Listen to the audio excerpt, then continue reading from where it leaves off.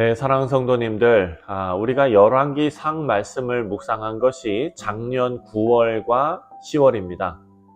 열왕기의 끝은 북이스라엘의 악한 왕 아합이 길르앗 라못 전투에서 아람 군대에게 죽습니다.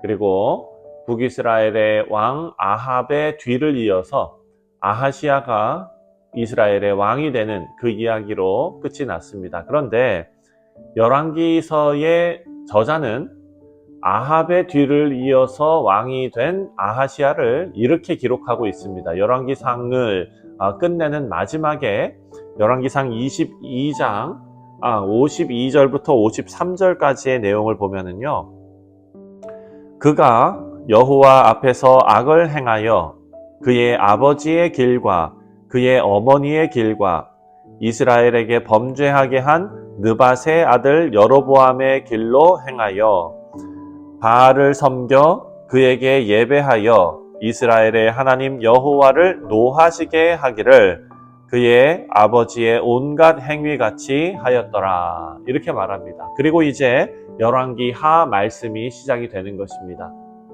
자, 아하시아는요, 자신의 아버지가 비참하게 죽고 또 어머니도 하나님의 심판으로 비참하게 죽게 되는데, 그들이 섬긴 우상 바알이 얼마나 헛된 것인지 다 경험하고도 여전히 부모의 죄를 답습하고 있는 것을 오늘 말씀을 보면 우리가 알 수 있습니다.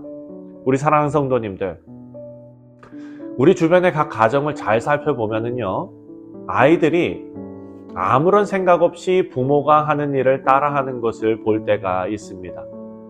아이들에게는 그것이 너무나 당연한 것입니다. 옳고 그름을 판단할 이유가 없습니다. 왜냐하면 자신의 부모가 오랜 세월 동안 했던 일이기 때문입니다. 아무런 거부감이 없이 부모를 따라합니다. 그래서 부모는 엄청난 책임감을 가지고 자녀를 양육해야 하는데요. 우리가 하나님의 교회를 다음 세대에게 잘 물려줘야 하는 이유가 바로 이것입니다. 이전 세대의 잘못을 답습하는 것이 아니라 성경적인 가치관을 너무나 당연한 것으로 물려주어야 하기 때문입니다. 아하시아는 부모에게 악한 것을 많이 배웠습니다. 그 악함이 아하시아의 삶과 그의 통치에 그대로 반영이 됩니다. 그리고 성경이 말하는 악인이 받게 될 결과를 아하시아도 그대로 받게 된 것입니다. 자, 오늘 말씀 1절을 보면은요, 이렇게 말합니다. 아합이 죽은 후에 모압이 이스라엘을 배반하였더라. 자, 열왕기 하의 시작이 이렇게 짧은 역사적인 사실을 기록하면서 시작을 하고 있습니다. 본문에는 너무 짧게 언급됐지만 아하시아는 왕으로 즉위하자마자 아주 어려운 일을 당한 것입니다. 그간 잘 지내왔던 모압이 반란을 일으켜서 이스라엘의 영향력에서 벗어나 독립한 것입니다. 자, 모압은 어떤 나라인가? 사실 모압은요, 사무엘하 8장 말씀을 보면 다윗 왕이 이스라엘을 다스리던 시대에 통일 이스라엘이죠. 남북으로 갈려졌던 그런 이스라엘이 아니라 통일 이스라엘의 왕으로서 다윗이 그 나라를 다스리던 시대에 모압은 이스라엘의 복속된 나라였습니다. 그리고 이스라엘이 남과 북으로 나누어졌을 때는 북이스라엘의 지배 아래에 있었던 나라가 바로 모압입니다.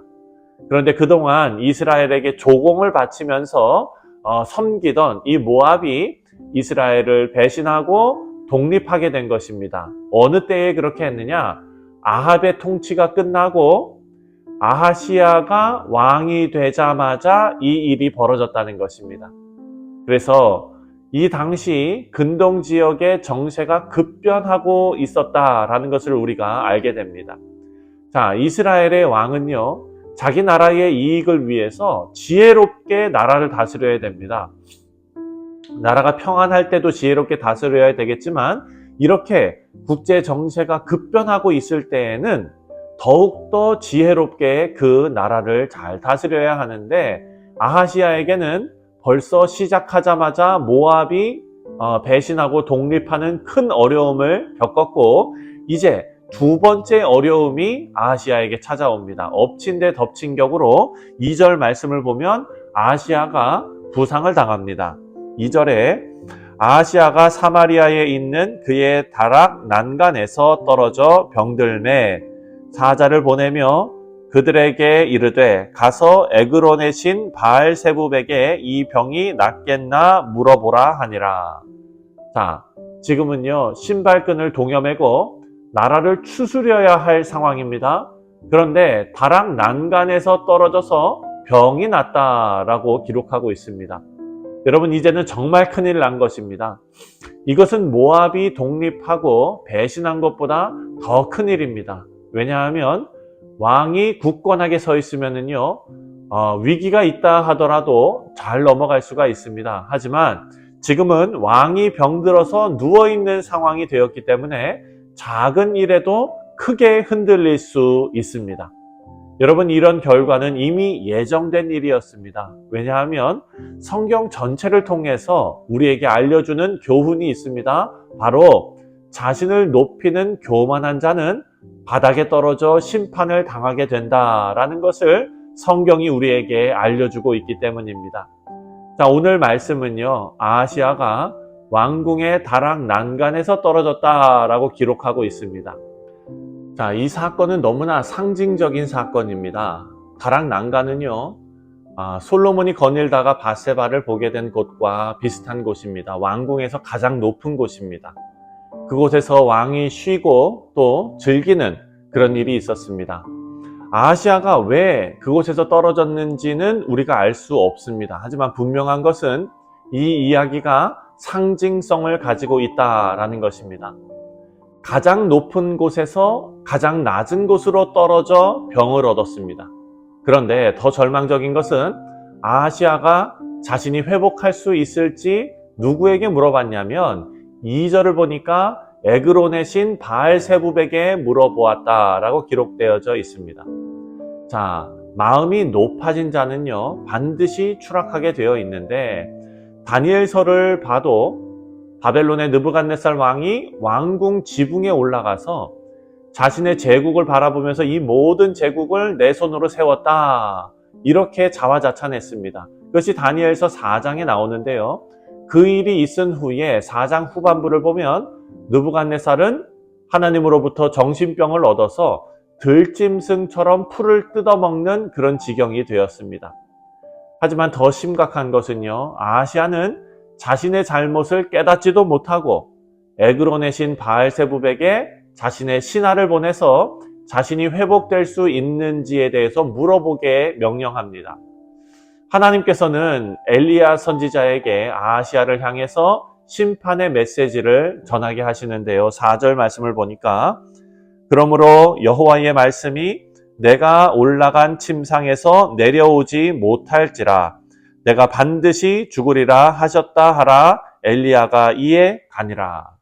자, 사랑하는 성도님들, 하나님께서는요 자비의 하나님이시고 상한 갈대를 꺾지 않으시고 꺼져가는 등불도 끄지 않으시는 그런 자비의 하나님이십니다. 그런데 아하시아에게는 아무런 긍휼도 베풀지 않으시는 것으로 보입니다. 그런데 생각해보면 하나님께서는 아하시아에게 긍휼을 베푸셨습니다. 난간에서 떨어져 병들게 하신 것이 바로 긍휼입니다. 왜냐하면 하나님을 찾을 수 있는 기회를 주신 것이기 때문입니다. 아하시아가 부모에게 배운 뿌리 깊은 죄악에서 그가 돌이키고 그 왕조에 이어져 오던 하나님을 향한 불순종을 끊어냈다면 아마도 병도 치유받고 나라도 하나님 앞에 바로 섰을 것입니다. 하지만 아하시아는 하나님의 긍휼을 무시하고 짓밟았습니다. 회개는 하지 않고 오히려 바알세붑을 찾는 악행을 더 쌓은 것입니다. 우리 사랑하는 성도님들, 잠언의 말씀의 시작을 보면은요, 여호와를 경외하는 것이 지식의 근본이라 이렇게 말합니다. 그리고 미련한 자는 지혜와 훈계를 멸시한다라고 말했습니다. 아하시아는 미련하게 하나님의 메시지를 듣지 않았습니다. 우리 사랑하는 성도님들, 이번 한 주를 시작하고 오늘 하루를 시작하면서 우리가 하나님 앞에 바라고 기도하기는 말씀을 통해서 우리에게 주시는 회개의 기회를 무시하지 말고 하나님의 음성을 듣는 우리 복된 성도님들 되시기를 주님의 이름으로 축원드립니다. 기도하겠습니다.